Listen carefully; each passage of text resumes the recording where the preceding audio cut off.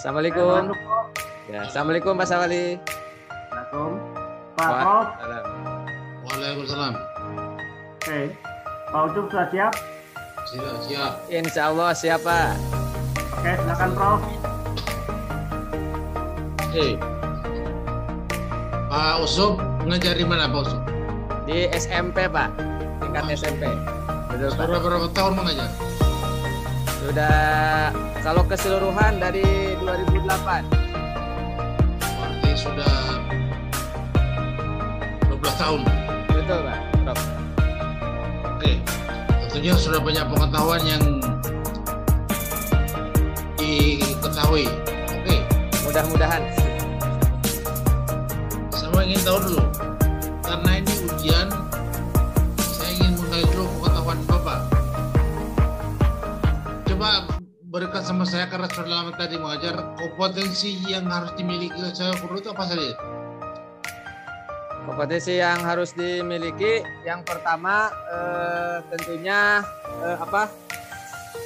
tentang bertakwa, ya, tentang takwa. Yang kedua, yang berikutnya kompetensi pedagogik, yang berikutnya kompetensi personal, yang berikutnya personal atau kepribadian Prof, yang berikutnya sosial, dan yang terakhir profesional Prof.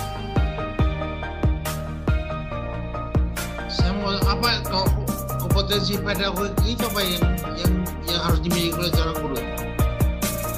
Itu kompetensi pedagogik, artinya seorang guru harus mempunyai ilmu tata cara tentang bagaimana caranya mengajar Prof. Mengajar, tata cara bagaimana caranya untuk mengajar, bagaimana caranya untuk bisa mengkondisikan peserta didik. Ya baik, itu dia ya. Kemudian yang paling penting lagi, kemampuan profesional. Kan nantinya akan Pak Ucup itu akan mendapatkan predikat guru yang profesional. Kira-kira kemampuan profesional apa yang harus dimiliki? Kemampuan profesional yang harus dimiliki tentunya cakap dalam keterampilan mengajar, dan bisa memberikan contoh teladan bagi peserta didik supaya bisa terjadinya suatu kerjasama dalam pendidikan, dalam mengajar dengan peserta didik. Kan intinya kemampuan profesional itu seorang guru itu harus memiliki wawasan keilmuan tentang bidang studi yang diajarkan. Yang diampu betul yang diajarkan. Contohnya misalnya, Pak Ucup tahu tuh antara pengertian olahraga dengan pendidikan jasmani itu apa? Mungkin kalau kita selaku guru olahraga di sekolah lebih ke pendidikan jasmani, yang mana mempunyai tujuan utama yaitu membugarkan peserta didik dalam segi kesehatan atau ke fisiknya, ya, supaya ketika peserta didik sudah sehat dan bugar, supaya peserta didik itu bisa mengikuti proses pembelajaran, tidak hanya pendidikan saja, pembelajaran yang lain pun dengan baik dan benar, alias dengan sehat. Kalau untuk olahraga mungkin lebih ke khusus, lebih ke kecabangan Prof, karena yang namanya olahraga berarti dituntut peserta didik tersebut harus benar-benar bisa menguasai. Di samping bugar juga dituntut bisa untuk menguasai, karena lebih ke kompetitif. Ya, jadi nanti tujuan akhirnya berlaga seperti atlet gitu. Ada tujuan akhirnya yaitu kompetitif berlomba. Mungkin seperti itu Prof. Ya baik. Jadi itu dah ya untuk kemampuan profesional. Jadi guru itu harus mampu, guru penjelasan itu harus memahami bidangnya antara lain. Betul Prof. Kemudian dalam musim pandemi seperti sekarang ini, kemampuan kita kan mengajar itu lebih banyak menggunakan daring. Betul Prof. Kira-kira kemampuan apa yang harus dituntut oleh guru di sini? kalau berbicara mengenai kemampuan profesional. Ya.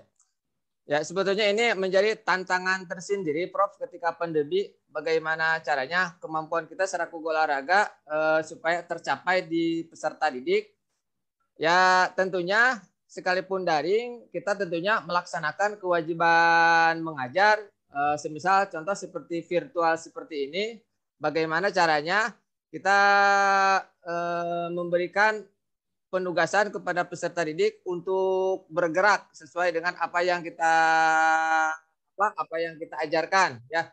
Contoh misalkan ngajar bola voli, tetap peserta didik itu dituntut untuk melakukan psikomotornya, ya, bergeraknya. Sekalipun di rumah, mungkin kalau di sekolah menggunakan bola voli yang sungguhan, kalau di rumah biasanya saya itu menggunakan bola karet atau balon.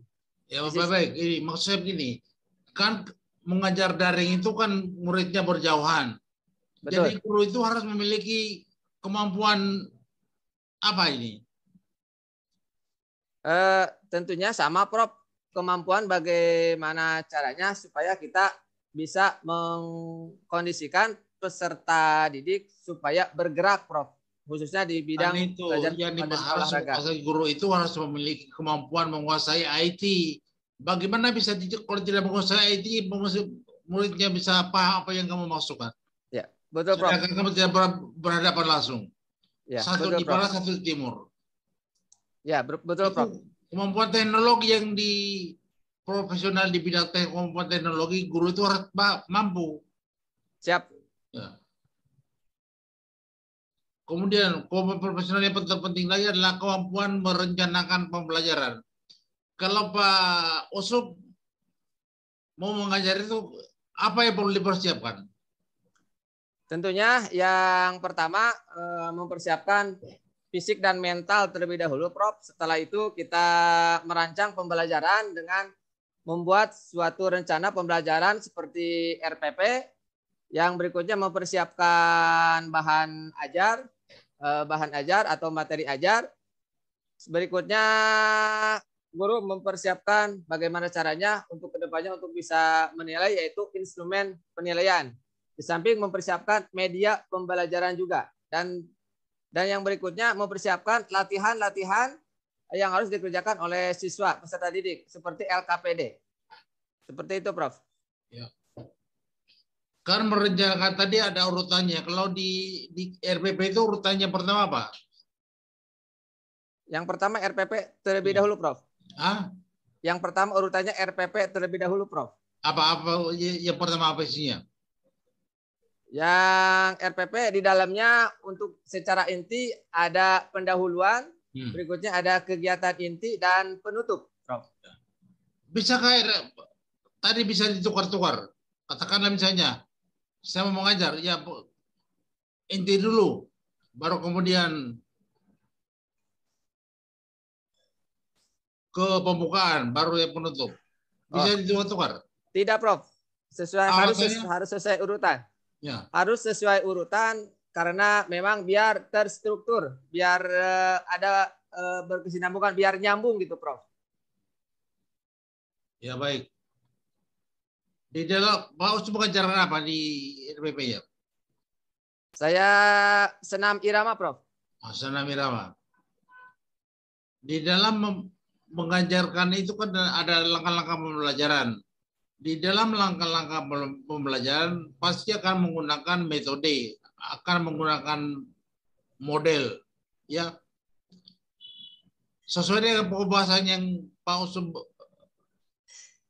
ajarkan, coba menggunakan metode apa, menggunakan model apa? Untuk metode pembelajaran sesuai yang tercantum di RPP, yang pertama saya mencoba menggunakan model pembelajaran PBL, Problem Based Learning. Metodenya ceramah dan tanya jawab. Ya. Untuk pendekatannya pendekatan saintifik, Prof. Ya. Isinya saintifik itu apa itu? Saintifik di dalamnya memuat suatu pendekatan, Prof, yang mana di dalamnya terdapat ada 5M. Yang pertama mengamati, yang berikutnya menanya, Yang ketiga, mencoba atau mengumpulkan informasi. Yang keempatnya, menalar. Dan yang kelimanya itu mengkomunikasikan, Prof. Ini kan urutannya tadi 5, bisa urutannya saya rubah-rubah, bisa saya mulai dulu dari M3. Ya, kalau untuk pendekatan saintifik, sepengetahuan saya bisa dirubah, Prof. Tapi kalau untuk susunan model pembelajaran itu tidak bisa, Prof. Aksinya penyampaiannya bisa didahulukan. Katakan tadi dimulai dari M1, M2, M3, M4. Tetapi guru dia tidak mulai dari M1, dia mulai dari M3 misalnya. Bisa, Prof. Boleh. Boleh, Prof. Seperti tidak alasannya karena tidak semata-mata harus didahului oleh mengamati, tidak seperti itu. Jadi boleh kita rangsang dengan peserta didik, boleh kita rangsang dengan menanya terlebih dahulu. Ya, menanya. Setelah menanya, baru kita tampilkan sesuatu, baru boleh mengamati. Baik. Tujuan pembelajaran yang dicapai oleh Pak Osob itu sesuai dengan materi tadi, materi senam irama. Ada beberapa KD KI atau KD yang dicapai? Dari KD, Prof. Saya ngambilnya dari KD. Ya. Berapa KD yang? Untuk KD tentunya 1 KD berkaitan dengan senam irama. Setelah 1 KD kita buat lagi menjadi beberapa IPK, Prof. Ya. Boleh ditampilkan RPP-nya, Prof? Boleh itu 1. Kenapa, Prof? Ya, itu coba lihat. Ya, ditampilkan, Prof, ya. Ya.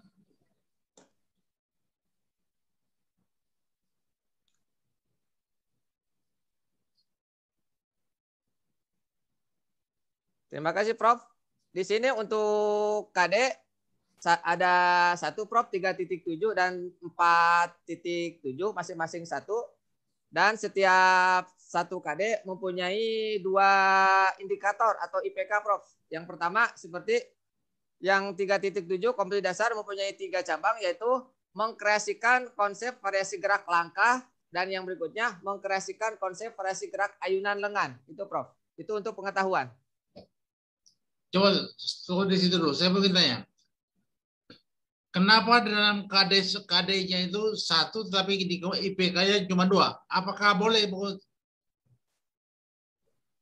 isi menjadi 373 sampai 45? Boleh. Apa boleh, Prof. Pertimbangan ya. Pak Osob hanya mau 2 aja? Ya.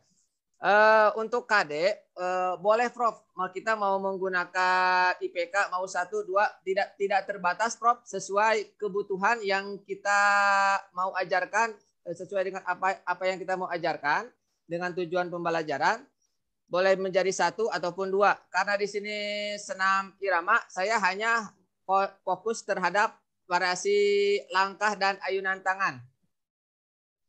Sebetulnya masih boleh ditambah, Prof. Cuman ketika kita mau menambahkan harus sinkron dulu dengan waktu. Khawatirnya waktu 1 pertemuan atau 2 tidak cukup kalau terlalu kebanyakan. Jadi saya mengambil cukup 2 saja. Ya, jadi pertimbangan waktu ya. Betul, Prof. Jadi kompetensi dasar ada berapa ini? Kompetisi dasar masing-masing tetap ada 1, Prof. Untuk kompetensi dasar pengetahuan ada 1, keterampilan ada 1.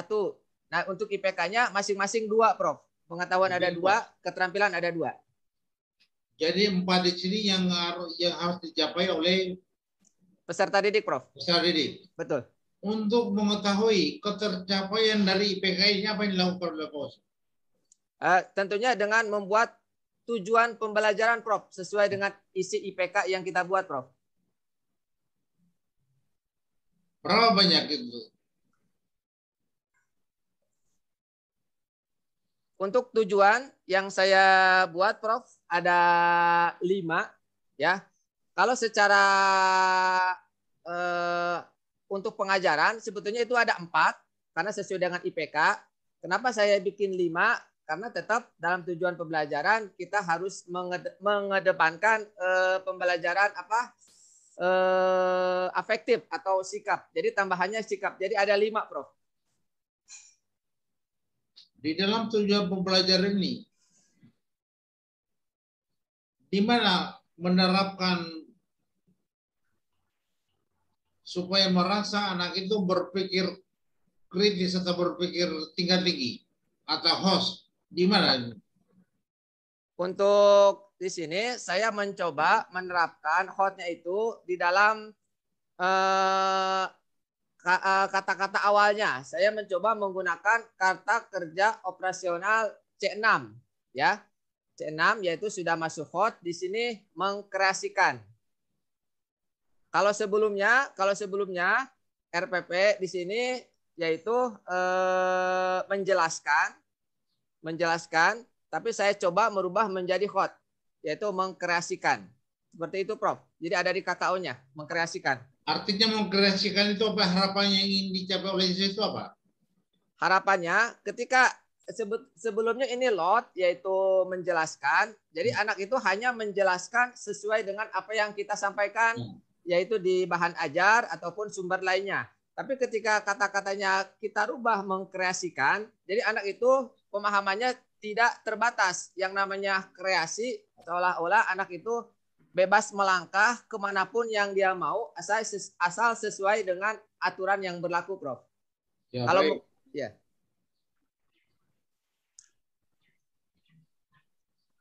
Di dalam PEJAS itu kan ada evaluasi, ada 3 ranah, yaitu psikomotor, betul, Prof. kognitif, dan afektif. Afektif, Prof. Sesuai dengan materi yang Pak Oso berikan itu, untuk menilai afektifnya di mana, ya di mana kamu menilai? Berapa indikatornya? Kalau untuk afektif di sini saya membuat yang pertama yaitu ada sikap religius, yang berikutnya ada kerja keras, ada kerjasama, dan sikap jujur, Prof. Itu untuk afektif. Untuk sikap religius kan tadi bisa diamati pada waktu berdoa, ya, betul? Betul, Prof. Tapi kan di situ ada rentang, ada sikap berdoa ini berapa dikasih poin? Apa 100 atau berapa? Ini maksimal. Ya. Ada berapa? Ada jenjang itu. Kebetulan RPP yang saya buat khusus untuk penilaian sikap atau afektif, saya tidak menilai sesuai dengan rentang, Prof. Tapi di sini saya menilainya menggunakan jurnal, Prof. Tetapi emang di RPP sebelumnya saya pernah membuat penilaian seperti itu juga. Seperti ini, Prof. Jadi saya hanya membuat jurnal seperti ini, Prof. Yang mana? Jurnal penilaian sikap nomor 1, waktunya misalkan jam berapa atau sekian, nama siswanya misalkan Abdul, catatan perilakunya misalkan untuk hal yang positif ya, tanpa disuruh, misalkan tanpa disuruh dia itu membantu pekerjaan guru, butir sikap mungkin masuk ke dalam sosial, tanda tangan siswa, lalu tindak lanjut. Sekalipun negatif juga, hal yang negatif, misalkan mengetahui anak merokok juga disampaikan di sini. Jadi berupa jurnal sikap, hanya sebatas catatan untuk guru saja, yang catatan untuk guru yang nanti bisa disinkronkan dengan wali kelas dan BK. Tapi ya begini, Pak Oso. Betul. Catatan perilaku itu misalnya kejujuran, ya, antara lain. Tadi sudah setiap komponen itu harus ada indikatornya. Katakan misalnya yang perilakunya jujur sekali ya, atau kurang. Betul, Prof. Harus dibuatkan indikatornya. Jangan abstrak. Ya. Jadi harus dibuatkan catatan, dikatakan misalnya perilaku tentang kejujuran itu, buatkan poinnya. Jadi katakannya ada 3 poin. Betul, Prof. Boleh. Kalau dia penuhi 3-tiganya, kasih berarti berapa itu poinnya. Nah, ya. Seperti itu. Mungkin di RPP yang satu lagi saya menampilkan poin, Prof. Karena Ini mungkin coba. mungkin langkah-langkah penilaian untuk sikap seperti itu sangat banyak sekali. Kita boleh membuat jurnal, kita boleh membuat penilaian mandiri, teman sejawat, atau kita yang menilai. Mungkin kalau Prof mengizinkan, saya mau menampilkan nilai yang kita guru yang ada tentang nilainya. Kalau Nah, Prof coba mengizinkan di Prof, RP. waktunya tinggal 1 menit, Prof. Oh ya, sudah cukup. Oke, jadi Oke, kita makasih, mengerjakan Prof. ada LKPD. LKPD-nya ada. Ada Prof. Tujuannya LKPD itu apa? Tujuannya LKPD untuk menuntun siswa dalam mengikuti pembelajaran Prof. Biar tujuan pembelajarannya bisa tercapai. Oke, baik. Silakan Pak Sawali. Oke, makasih, Prof. Selanjutnya saya Pak Usut ya. Ya, terima kasih Pak. Saya mengingatkan dulu, ini namanya ujian ya, Pak Usut ya, ujian. Betul. Jadi ada tadi saya koreksi Pak Usut, di dalam ujian tidak boleh memberikan permintaan untuk memperbaiki diri kepada penguji. Ya. Siapa? Itu satu. Selanjutnya saya kembali kepada pokok kegiatan hari ini adalah ujian. Apakah fungsi RPP ini, Pak Usop? Tentunya ini rancangan pembelajaran kita, Prof. Biar kita ngajar itu terukur dan terarah, Pak. Fungsinya coba dijelaskan fungsi RPP. Ya. Fungsi RPP yaitu yang sebelumnya saya jelaskan, yaitu untuk yang pertama yaitu untuk pembelajaran kita biar terstruktur, terarah seperti itu, Pak. Kira-kira itu untuk fungsi RPP. Fungsi RPP itu bukan untuk, tetapi sebagai pedoman, sebagai petunjuk, ya, untuk menuntun guru dalam hal melakukan pembelajaran atau melaksanakan pembelajaran. Ya, betul, Pak. Itu nanti dipahami betul-betul itu. Nah, kalau tidak dipahami betul-betul tentang fungsi RP, maka guru akan sesuka-suka dia mengajar. Nah, kalau RPP itu kapan dibuatnya? Atau kapan Pak Usut membuat RPP? Ya.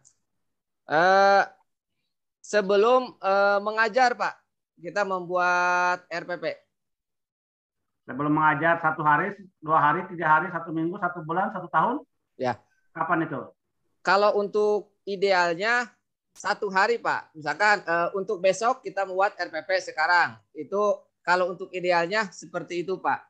Tapi terkadang kebijakan sekolah suka lain, yaitu suka suruh membuat RPP dalam jangka waktu setahun atau 1 semester. Seperti itu, Pak. Kalau Pak Usut sendiri membuat RPP-nya kapan? Kalau saya terkadang membuat 2, Pak. Yang pertama, 1 tahun kita kumpulkan untuk kepentingan administrasi sekolah. Ya, 1 lagi saya buat ketika besok mau mengajar. Karena yang namanya RPP kita tidak tahu, Pak, besoknya apakah bolanya masih ada atau tidak. Dalam 1 tahun kan terlalu jauh sebetulnya. Oke. Dalam RPP itu bagian dari perangkat pembelajaran. Betul, Pak. RPP adalah bagian dari perangkat pelajaran. Ya. Untuk komponen-komponen yang lain perangkat pembelajaran, Pak Usut bisa sebutkan? Selain RPP, saya membuat materi ajar, Prof. Atau bahan ajar. Materi atau bahan ajar. Betul. Berikutnya membuat persiapan media pembelajaran. Berikutnya membuat LKPD. Dan terakhir saya mencoba membuat instrumen penilaian, Pak. Oke. Dalam membuat RPP atau menyusun RPP, ada langkah-langkah yang harus dilalui atau harus ditetapkan oleh seorang guru. Bisa sebutkan langkah-langkahnya, termasuk menjelaskan, silakan. Ya. Untuk langkah-langkah pembuatan RPP, mungkin yang pertama kita mulai dari identitas sekolah dan mata pelajaran dan subtema, kira-kira apa yang kita sampaikan. Berikutnya di dalam kita ada kompetensi inti. Berikutnya kita memasukkan juga kompetensi dasar. Nah, berpijak dari kompetensi dasar, kita membuat indikator pencapaian kompetensi. Berikutnya kita nyambung ke tujuan pembelajaran. Setelah tujuan pembelajaran, kita mencoba masuk ke kegiatan inti yang merupakan langkah-langkah kegiatan inti. Di dalamnya ada pendahuluan, ada kegiatan inti, dan penutup. Di samping itu juga dalam RPP kita juga dimasukkan juga keterangan untuk penilaian media, model atau metode yang kita buat. Oke, cukup. Untuk bisa menjelaskan yang disebut tentang bagian pendahuluan, kemudian langsung dengan inti dan penutup. Ya. Untuk pendahuluannya, ketika kita mengajar di dalamnya, kita mencakup mengucapkan salam, berikutnya menanyakan kabar siswa, yang di dalamnya kita tidak lupa mengecek kehadiran siswa. Berikutnya kita memberikan sesuatu yang berharga berupa motivasi terhadap siswa dengan bisa dikaitkan dengan apersepsi kita ketika mengajar, mengaitkan pembelajaran kita dengan pembelajaran yang sebelumnya atau mengingatkan pembelajaran yang sebelumnya. Kalau di saya mungkin diselipi dengan kegiatan literasi anak literasi anak. Berikutnya peserta didik mengikuti untuk isi dari PPK-nya, untuk karakternya, siswa menyanyikan lagu wajib, ya. Berikutnya kita persiapan untuk masuk ke kegiatan inti, ya. Ketika di kegiatan inti kita sesuai menggunakan model yang dibuat,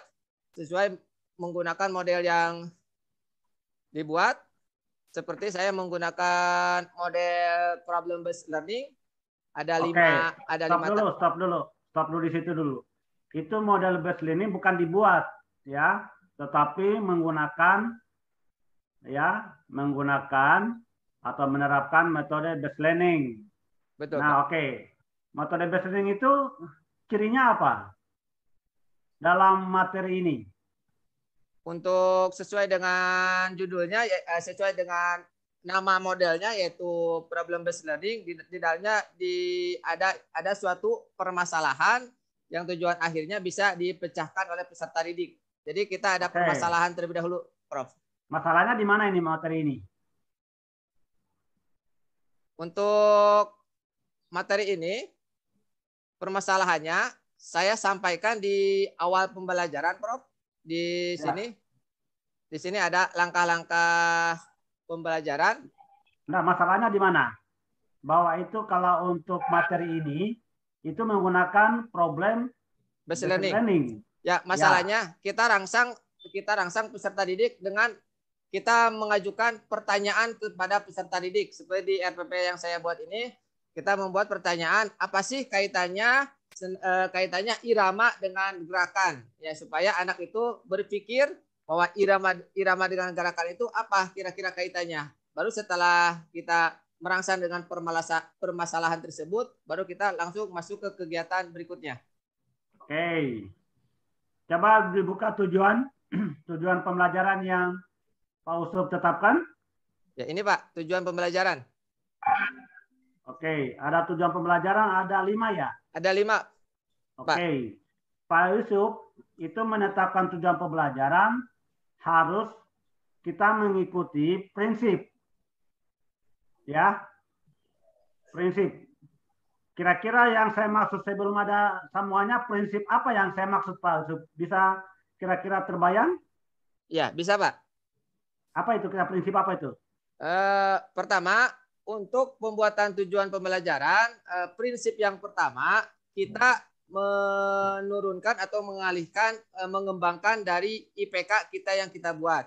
Berikutnya, prinsip tujuan pembelajaran, kita harus memiliki, ada istilah di dalam tujuan pembelajaran harus mengandung ABCD, yang mana A itu audience, B-nya behavior, C-nya conditioning, dan D-nya degree. Itu untuk tujuan pembelajaran. Stop dulu di situ dulu. Stop. Oke, coba nomor 1. Ya, nomor 1. Mana A-nya nomor 1 itu? Untuk poin nomor 1 dan nomor 4, A-nya sudah diwakili. Satu dulu. Ya. Satu. Ya. Pak Yusuf, saya nomor tanya 1. nomor Betul. 1, jangan 1 dengan 4. Satu-satu Ya. dulu. Siapa? Nomor 1, A-nya mana? Nomor 1, A-nya ada di atas, Pak. Di sini ada bukan itu nomor peserta 1. didik. Bukan. Ini nomor 1-nya mana? Ya. Nomor 1. Oke, kalau Pak Usop bilang nomor 1 di atas, maka peserta didik dapat memiliki sikap, dapat mengkreasikan, melakukan. Oke. Betul. Nomor 1 ya, berarti ini nomor 1 harus ditulis Pak Usop. Yang tadi tujuannya Siapa? kan 1. Betul, Pak. Tujuannya 1, ya. ABCD-nya mana? Ya. Oke, saya bisa pahami nomor A-nya di atas peserta didik. Oke. Betul, Pak. Kemudian behaviornya mana? Behaviornya ini, Pak, mengkreasikan. Nomor 1 Pak Usop. Nomor 1 dulu, jangan dulu kemana-mana. Satu dulu, jangan dulu 2, 3, dan 5, 4, 5, bukan. 1 dulu.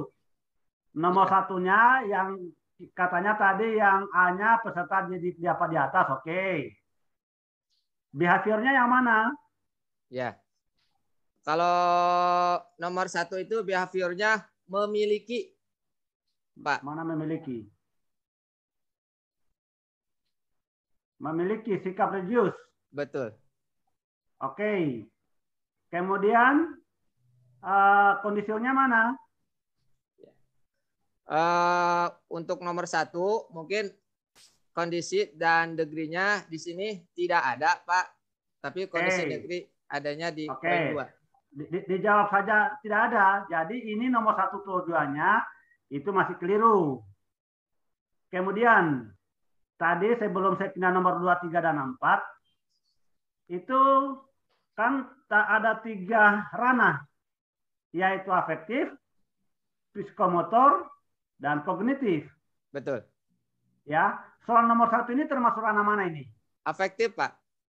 Oke, afektif. Tadi untuk afektif persentasenya berapa? Kan kita kalau mengajar PJOK itu ada 3 ranah, persentasenya 100%. Betul. Nah, itu harus dibagi-bagi. Ya, 100% itu dibagi. Berapa afektif, berapa kognitif, berapa psikomotor. Ya. Nah, ini di tujuan ini kan tujuan kita ada tujuan di sini. Intinya mengajar kita palsu di sini. Ya, di tujuan pembelajaran ini intinya. Ya, betul, Pak. Kalau kita mengajar, ya, menggunakan video, memasukkan video, laptop, HP, itu urusan bukan tidak penting, sangat penting. Tapi urusannya bukan urusan ini. Urusannya nomor 1 itu adalah ini. Betul. Ini harus tercapai ini. Oke. Sekarang untuk nomor 1 ini masuk afektif apa? Psikomotor apa? Kognitif? Nomor Tadi 1 masuk afektif. Betul. Oke. Berapa persen untuk afektif di materi ini, Pak Yusuf? Di materi ini 20%, Pak. 20%. Untuk kognitif? 30%. Untuk psikomotor? 50%, Pak. Oke. Mungkin juga saya tidak ada data, tidak ada dasar untuk menentukan itu, tapi saya sepakat. Oke. Untuk soal 20% atau tujuan 20% dari materi ini, keterwakilan untuk di tujuan ini mana? Yang 20%, 30% untuk kognitif, 50% untuk psikomotor. Kita cek. Untuk nomor 2, mengkreasikan konsep variasi gerak langkah dengan baik. Ini masuk di mana ini?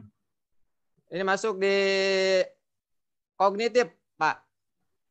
Mengkreasikan itu seperti apa? Mengkreasikan bisa diukur enggak?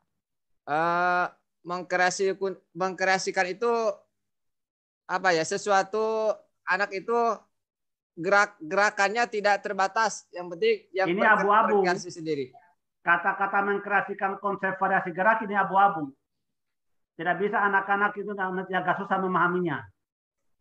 Ya, itu satu. Kemudian mengkreasikan konsep variasi gerak ayunan lengan susah.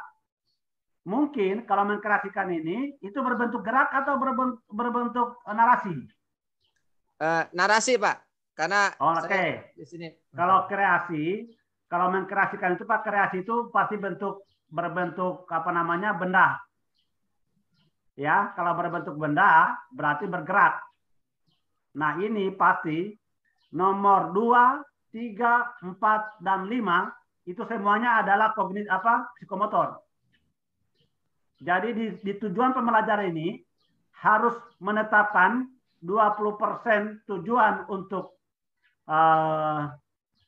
afektif, 30% untuk kognitif, 50% untuk psikomotor. Berarti kalau ini materinya 20-20, kalau kita mengatakan 20 itu setara dengan 2 soal, 30 itu setara dengan 3 soal, maka untuk psikomotor harus ada 5 soal atau 5 tujuan. Jelas Pak Yusuf? Jelas, Pak. Oke. Coba kita kembali. Oke, sekarang saya tidak menggunakan kata pemahaman saya yang tadi, yang 2 soal, 3 soal, 5 soal. Kita copy paste yang ini Pak Yusuf. Copy paste ini. Copy. Oke, bawa di instrumen untuk kognitif, afektif.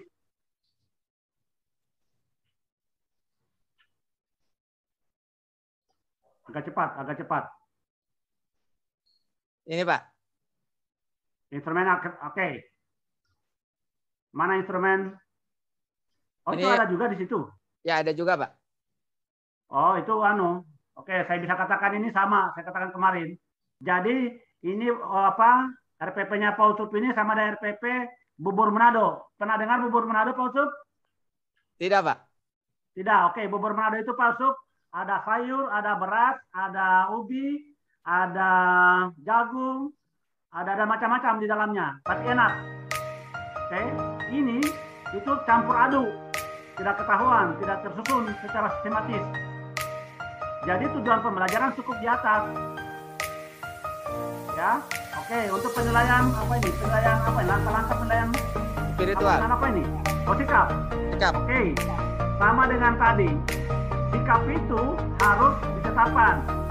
Catatan perilaku untuk sikap. Ini bukan begini, ya. Ini harusnya kalau jurnal penilaian itu kalau seandainya katakan kejujuran, kemudian sportif dan bla bla bla.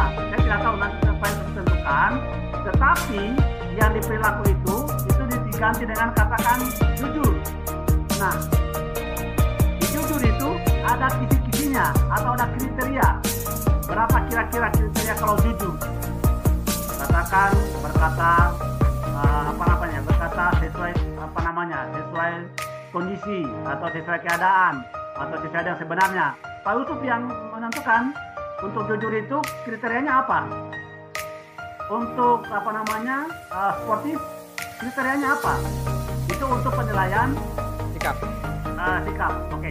Sekarang kita kembali buka di di pengetahuan.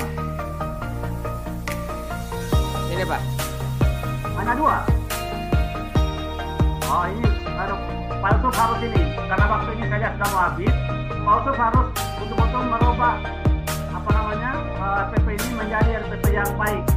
Yang tadi intinya adalah 20% sikap, 30% pengetahuan, dan 60% untuk coba kognitifnya mana? Apa bukan kognitif? Psikomotor. Ini, Pak. Oh, psikomotor hanya 1. Oh, itu salah benar, salah total itu. Itu harusnya ada 5 untuk melakukan gerakan kaki, katakan ayunan lengan sendiri, kemudian bla bla begitu menjadi 5 dia. Ya, siapa? Karena kan 50%.